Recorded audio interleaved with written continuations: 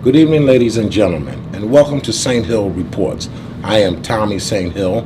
With us in the studio this evening is Mr. Stan Straughter, Consul, Republic of Guinea of the United States, Chairman of the Mayor's Commission on African and Caribbean Immigration Affairs, and Chairman, Constituency of African, that's based in Washington, D.C.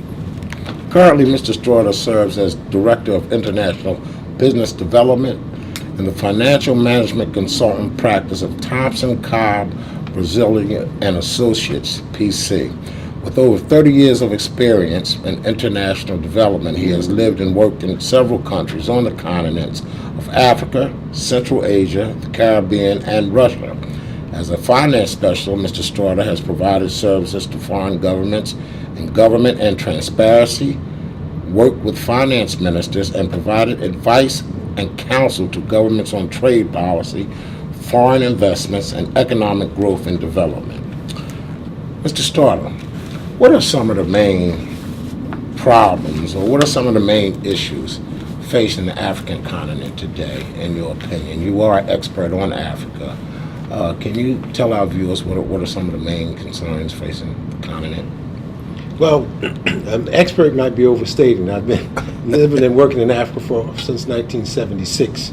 And so every day is a learning day. Africa is not a country, it's a continent. Right. That's 3.5 times larger than the entire United States. That's about 1.1 billion people and over 54 countries. So all of them are not the same in culture, right, business environment, and everything. So there's a diversity. One of the big things that's happening in Africa is a transition from dictatorships, military dictatorships, to democratically elected governments. That's taking place in about 30-some countries now.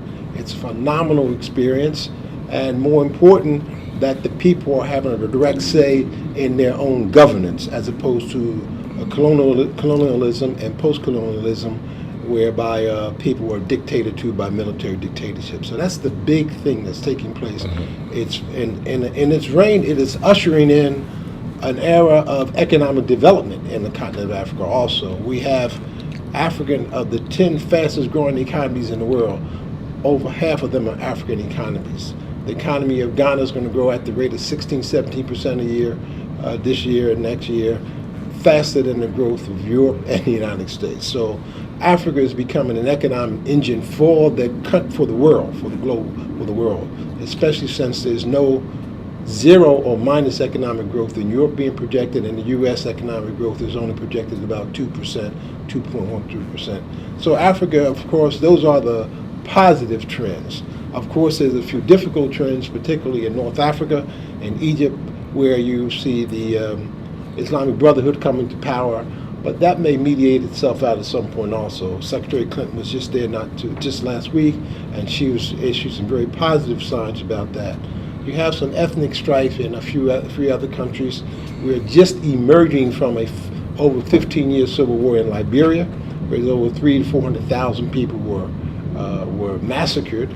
Also next door to Liberia and Sierra Leone, there was a war also, a civil war. But those things have begun to improve at this point also. So then on the east side of Africa, in let's say Kenya, we had the ethnic strife in Kenya during the past presidential election, but that seems to have been improved. I think one of the big things that's happening that we just don't know the direction to go in is Al-Qaeda in its growth in Africa, and the potential that it may have to influence disenchanted young people on the continent of Africa, and Africa become a haven for the growth of Al-Qaeda.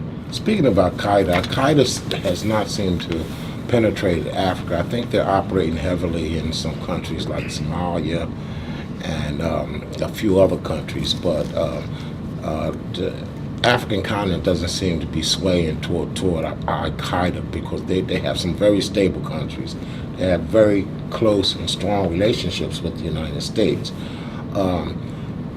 What do you think will be the effect of some of the civil wars and the strife on the investment in Africa? Because businesses don't like to invest in countries and nations that are unstable. That's right. So can you comment on that? Yeah, I think you're correct in your statement on with respect to stability being an important indicator of foreign direct investment going into these countries, and that is something African countries are now trying to remove, this perception of violence and destabilization and lack of any governance and even lack of a coherent system of jurisprudence. So you now have many countries that have began to look at their economies.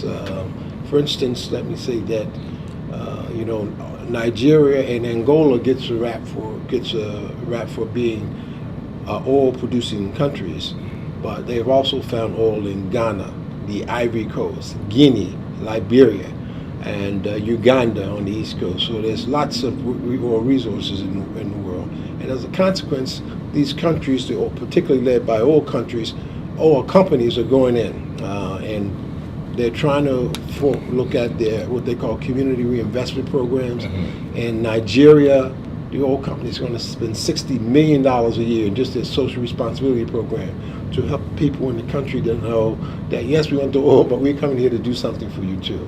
In Liberia, they're going to spend about $30 million a year, and so forth and so on. So there's an interesting balancing act that we're witnessing now, where the companies themselves are being more and more socially responsible. Guinea, as you know, is one of the world's major producers of bauxite, which makes aluminum. They produce 1/3 of the world's bauxite, and Alcoa is headquartered right here in Pittsburgh, Pennsylvania. So what are those companies doing in those countries?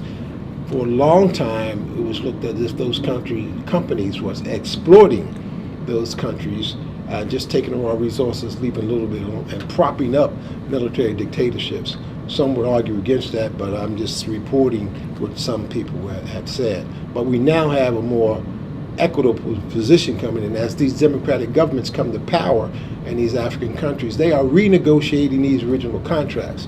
Some argue that their renegotiation of these contracts is destabilizing them, but these countries are actually saying, well, we want a fair price. Right. If you don't want the bauxite, if you don't want the oil, don't buy it. Right. So this is something that's coming to the fore also. It doesn't seem like the rest of the workers that work for Alcoa, they get nice houses and they treat them very well, but it doesn't seem like the rest of the country is benefiting from Alcoa and the huge profits it's making. Now, you've been over there since then, so I don't know, has it changed? Has the new president, the new government demanded more for the people from the profits that they're making off of bauxite? Yeah, let me first of all say Congressman Lucian Blackwell was a great mentor, and I think the real history of his contribution hasn't been written yet, for not only his work here in Philadelphia and in the Congress, but his contribution to Africa. And I publicly thank him and Councilwoman Blackwell for being friends and helping make my way through it all. So I just want to say that publicly, because it really never gets said. People look at me and say, look what Stanley has done. But Lucian, Congressman Gray, and Reverend Solomon laid the foundation for what I'm doing. In fact, they might be embarrassed because I might not be doing as much as I should be doing, because they expose it to me, you know what I mean? But the real issue here is the equity and price, as you alluded to, in these commodities. And I think that's the transition is taking place. The new democratically elected government in Guinea is now renegotiating some of those contracts. They've began inviting other companies from around the world to come and bid on those contracts. As I mentioned, they have not only they have bauxite, but Guinea has oil, it has diamond, it has gold, it has some of the largest deposits of iron in the world. And so those things are coming in the great by and by. But the point that you made is critical. Historically, that wealth has not trickled down to the masses of the people, and what you witness is there is sort of the sentiment. Some wonderful people, brilliant people, but the wealth of the nation just has not trickled down to them. And there's still challenges now. I don't want to make people think that this is all gravy and hunky-dory. There's still challenges, but the systems, the mechanisms that are in place around democracy and governments and free markets, they are moving forward right now. And I think in the next 3 to 5 years, Guinea will be well on its way to having not only benefiting from the wealth, but also redistributing that wealth in a way that benefits the people. So that's in progress now. Time moves fast. I think the first country that got its independence in Africa was Kenya, under Jomo Kenyatta, if I'm not mistaken. Is that I think correct? it was Ghana under Ghana? Kwame Nkrumah. Okay, Yeah. Ghana and then Kenya. Now, Ghana and Kenya are two of the largest countries in Africa. No, not by population. Population, the largest country is Nigeria with Nigeria. 160 million people. Okay. And I think we went from Ghana, Nigeria, Kenya, and that thing. Okay, so they're the big three. Yeah, yes. They're the big three. Out of those big three, would you say that they are stable, relatively stable? In fact, I named my daughter after Kenya. Her name is Kenya because I had a lot of respect for Jomo Kenyatta and the Mau Mau's. Well, that's an important contribution. Right, right. Like, but do you think those countries are stable? They are the largest. Are they the more stable countries in the region right now? and on sub-Saharan Africa, yes, I would also have to be forced to add South Africa, the Republic of South Africa. Right. It has about 55 million Right. people in population. And so they're all pretty well stable right now. First of all, as I said about Ghana, it's growing at the rate of 16-17% a year. That's oil, that's gold, that's lots of resources, and great human capital. I mean, educated masses of people, and that economy has turned around very, very well. You may know that President Clinton went there, as well as Secretary Clinton has gone there, and President Obama went there also. Yeah. Did Bush go to Africa too? President No, Bush? Bush did not go there. Oh, he didn't. Okay. Yeah. Okay. But those presidents going to Ghana is an indication of the political stability that's taking place in Ghana, for Right. example. Right. Nigeria, on the other hand, has a very solidly elected president with a bicameral government, House and General Assembly, and there's relative stability, and it's continued to improve.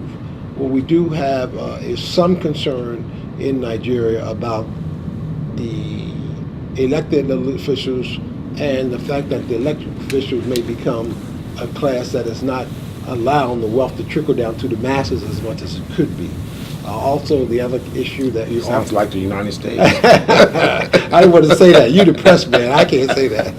The other thing about Nigeria is the fact that the population, while it's 160 million people, it's a young population. Over 50% of the population is less than 20 years old. So you have to look, and many of them are unemployed with no skills. So you have, even though it's a wealthy country, you have this, what we call the youth bulge in many of these developing countries. You have these young people, no skills, and they potentially could threaten democracy if something isn't done to provide them with some skills and open the economy for them. South Africa is a different question altogether. Relatively modern country, but at the same time, massive numbers of people unemployed and out of work, something like 30% or more of unemployment. But it's a modern country. You go to Johannesburg, beautiful cities, brand new. But even saying that, it's a stable country. You've, of course, been to South Africa. Sure. Tell us what it's like since the apartheid government fell and Nelson Mandela took over. Has it been a structural change in the way the Native Africans live? Has it been a structural change for the better, in your opinion, since the country is now run by a majority of representatives from the majority population? Well, let me be clear. I had not visited South Africa during apartheid. So my frame of reference is from post-apartheid on, and I've been there a number of times there since that time.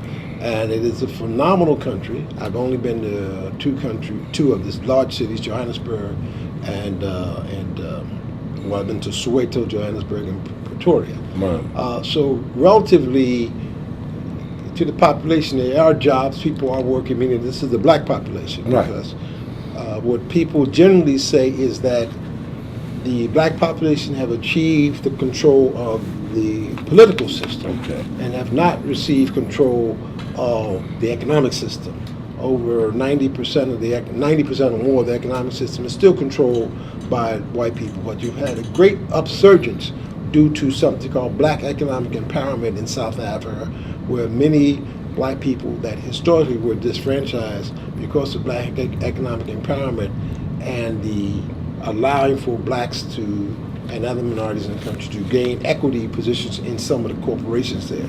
So that has happened. In fact, one of these, you got a number of fantastic millionaires, a number of black people that have become filthy rich, if I can use that word, as a result of this economic empowerment. But you still have large numbers of people living in the provinces and the suburbs who have just been completely economically annihilated as a result of this. While it may be shady towns and whatnot, but while it may be changing, it may not be changing as quickly as people would like to see.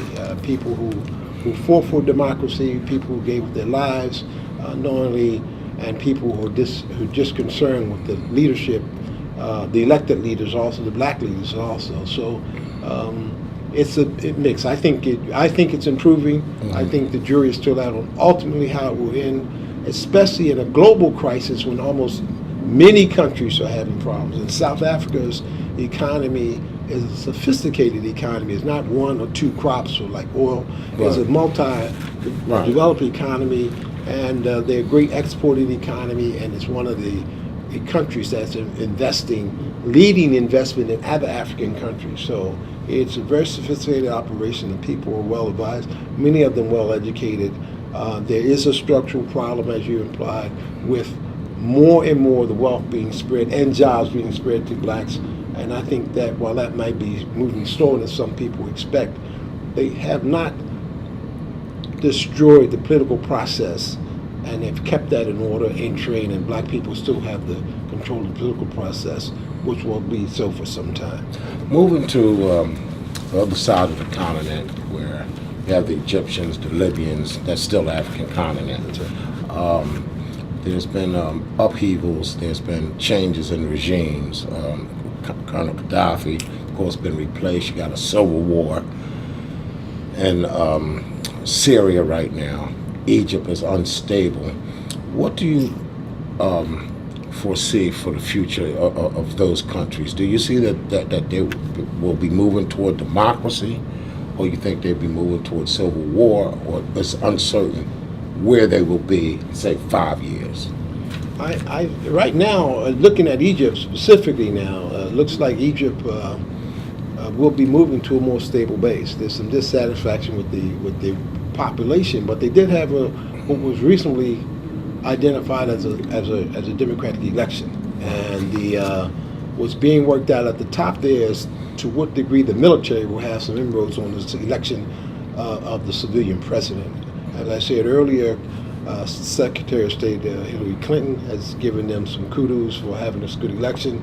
So I think we're going to be patient in watching that thing go. Egypt has a very strong economy. Tourism was a considerable part of that economy, and all that is beginning to slide. So that creates another downward pressure on the population. People are not working, they're not making money, they can't feed their families. So some things will have to turn around rather quickly. Tell us some of what the things that you've done to help Africa, and the things that you've done to bring Americans together with Africa. Can you tell us some of the things? Yeah, thank you for this opportunity, because I want to talk specifically about the Mayor's Commission on African and Caribbean Immigrant Affairs, and say to you that the impetus for this commission came about during the time of Congressman Lucian Blackwell. Of course, the Councilwoman Blackwell and her son over 5 years ago helped to write that legislation, but Lou recognized the need for the African immigrants in his district to have a voice, and now he began to move this along. And while I've been honored to be the first chairman, what we have been able to do since 2005 is to organize a diverse African and Caribbean immigrant communities that live in Philadelphia. We have over 35 different African and Caribbean countries represented in the city of Philadelphia. Somewhere in the order of 50 to 60,000 African immigrant people living here. A large majority of them are Liberian because of under the Civil War, Liberians had a temporary protected status in the United States, so we have about 15 or 20,000 of them here. Another large population is Haiti, because of the hurricane in Haiti, and before that time, you might drive around and see a lot of Haitian churches here in the city. We have a large population also of Jamaicans, Nigerians, and so on down the list. So we have an interesting population. The critical thing is helping them to get acclimated to life in the United States in general, and Philadelphia in particular. Right. So we do that by helping them through the Counsel Lady Blackwell's office, helping them with schools, education, helping them with businesses. If you go from here out to west and southwest Philadelphia, you'll see a veritable economic rocket ship taking off out there, where African businesses are setting up with no support from anybody, no support from the city or anybody, or maybe very little. They've gone in and set up their businesses. You can have African clothes, food, restaurants all out there, even in West Philly on Penn's campus. So they are making a considerable contribution to this region and to our city here.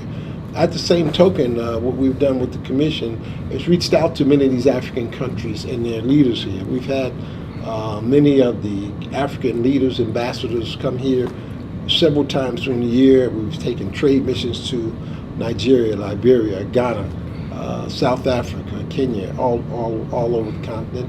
And we are, in fact, trying to help our own population here in Philadelphia understand the importance of Africa and its contribution to our region.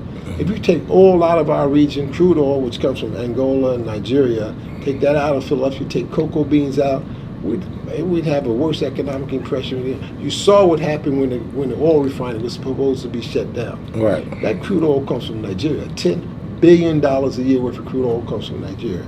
We get over $1 billion a year worth of cocoa beans in our port from Ghana and the Ivory Coast. Right. They produce 80% of the world's cocoa beans and don't have a chocolate factory. We had those chocolate factories here. Within 2 hours from where we sit, you can find a Hershey's plant, Mars, Bloomer's chocolate. We manufacture and make those chocolate bars here and ship them back here. USAID. When I was in Africa with Congressman Blackwell, that was a very, very strong organization that really helped people, helped developing countries. Mm-hmm. How are you involved in it? Well, the U.S. Agency for National Development is the development arm of the U.S. government. Right. And we provide development funds through there. We give money. The United States, through USAID, give money to non-government organizations that do development work in various African countries, education programs. And what I've done for some of these organizations I've worked with, like the International Foundation for Education, OIC International, has helped them package their programs and institutions so they can receive grants and contracts to perform work overseas. In fact, since 1976, I've been working with Reverend Leon Solomon's organizations to get money to do development work in Africa. And OIC International is now operating in about 16 countries around the world. Many of them are on the continent of Africa. But they provide vocational training to people, making people ready for jobs. They do agriculture training and open up farms, a series of things. Through Reverend Solomon's other organization, the International Foundation for Education and Self-Help, they have programs in 17 African countries where they're providing primary education to young people and also community economic development, teaching people about HIV/AIDS, malaria, tuberculosis, training them to help themselves. You know, Reverend Solomon's theme was helping people to help themselves. Right. And that's still going on. And the legacy that resides in his daughter, Dr. Julie Solomon, I'm still working with, and OIC International here, based in Philadelphia. I have not been, but I was the chairman of Mayor Nutter's committee to help lead the disaster response here from Philadelphia to them. And we work with the Haitian Coalition of Pastors, the Young Haitian Professionals Organization. We convened a citywide organization with Red Cross and everything. So there is some improvement. Obviously, with the complete devastation and maybe as much as over 500,000 people dying as a result of that, it's going to take a minute. One of the structural problems Haiti has and still is having major problems from is that people didn't trust the government. There's been a newly elected government. President Martel is doing an excellent job, I'm told. I haven't been there, but I'm told he's doing an excellent job in trying to remove those impediments to governance. What I mean is people would give money to the non-government organizations on the ground and not money to the government itself to administer, because they said the government was so corrupt. They didn't want to do it. And then they had military dictators talking about Baby Doc, Papa Doc, generals. So all those things fed into people's perceptions of the possibility that Haiti could not govern itself. So as a consequence, that is moving forward a lot better than anticipated. They still don't have all the structural problems out of the way, but the president is trying to keep donors from going around him and giving money to NGOs. And President Clinton's global initiative is one of the leaders that set up this program, that the funds will come to this body that's led by the president of Haiti, President Clinton, and they will distribute, because they got a lot of infrastructure, roads and buildings that have to be constructed from the ground up. And so those bids have to go out, tenders, international tenders for bids for new construction. So all that stuff has to be monitored and assured that there's at least fairness and equity with how that money is dispersed. It's supposed to be somewhere in the neighborhood of about $2 to $3 billion in the pipeline, just waiting to go. That said, some would argue that it's not getting to the people quick enough at that time, because there's so many. I mean, hospitals destructed, people dying. They're still looking for bodies as they continue to clean the rubble up, just to prepare for the construction of a new building. Then you have most recently this outbreak of cholera. They were talking about these UN troops came into the country and brought cholera into the country. And so you have 1,500, 2,000 people suffering from cholera and whatnot. So there's a lot of activities that are not going as well as one would like, as you hear the reports. But there's progress, and I think as more and more, as the people themselves become engaged in that progress, building and creating jobs as a result of the structures that have to go up, the roads, the bridges, then the economy will be able to turn itself around, and more people in the country, Haitians, will be able to benefit from the development that must inevitably go on. What is the African Union and what is their purpose? The African Union is a successor organization of the Organization of African Unity. You remember now, when we were coming up, you're not as quite as old as me, but when we were coming up was the OAU, Organization of African Unity. But this most successful organization within the last 15 years disbanded that organization and set up the African Union. The African Union is a union of all the African countries that have come together to set up a governing structure that will make it like the United States of Africa. And that's ultimately where, it's not there yet, but that's ultimately where they would like to go. That African Union, all of the heads of these countries come together and elect the president, and also elects a parliament. And so Mrs. Zuma, who is the former wife of President Zuma, the president of South Africa, was elected the president of the African Union. So the governing structure of all 50-some countries of Africa is the African Union. They also are supposed to have an economic arm called the New Economic Partnership for Africa's Development, NEPAD. So the African Union is the political arm, NEPAD is the economic arm. Under the economic arm, these African countries and different regions have come together to take on different areas: information technology, infrastructure, roads, bridges, education. So they have different things they're going to take up to help benefit the entire continent. And those things are now moving forward and rolling themselves out. Mr. Straughter, I want to thank you very much for joining us this evening on St. Hill Reports. It's been a very enlightening interview. We will be covering some of the other events that you host and other activities that you host. We want to thank you. I know our guests got a very enlightening story from what you said. Thank you very much. For St. Hill Reports, I'm Tommie St. Good evening.